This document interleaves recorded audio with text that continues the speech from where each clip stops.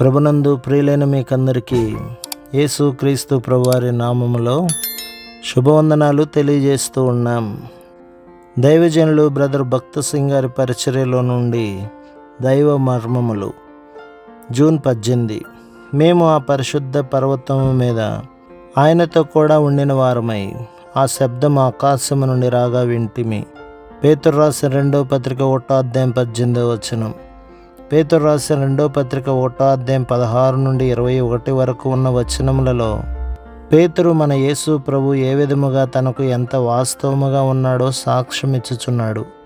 పేతురు తన పత్రికలో తాను కల్పనా కథలను అనుసరించలేదని సాక్ష్యం ఇచ్చెను.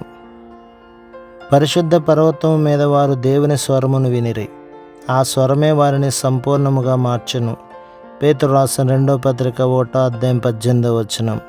పేతురు ఇట్లు చెప్పుచున్నాడు, మేము దేవుని స్వరమును వినడి ఆధిక్యత గలవారమని తలంచకుడి. నీ హృదయములో నీవు ఇట్లా అనుకునవచ్చును, పేతురు ఆ పర్వత శిఖరముపై నుండి ఆయన మహిమను రూపాంతరమును చూచు ఆధిక్యత నీది. మా వంటి మనుషుల సంగతి ఏమిటి? మేము ఆయన స్వరమును విని ఆయన మహిమను ఎట్లు చూడగలము? ఆ కాలంలో అది వాస్తవము గాని ఈ కాలంలోనున్న మా వంటి వారు ఆయన స్వరమును వినలేరు. జవాబు 19వ వచనంలో గలదు. ఇంతకంటే స్థిరమైన ప్రవచన వాక్యం మనకున్నది. తెల్లవారి వేకువ చుక్క మీ హృదయములలో ఉదయించు వరకు ఆ వాక్యం చీకటి గల చోటన వెలిగిచ్చు దీపమైనట్టున్నది. ప్రవచింపబడిన దేవుని వాక్యము ద్వారా ఆయన స్వరమును మనము వినగలము.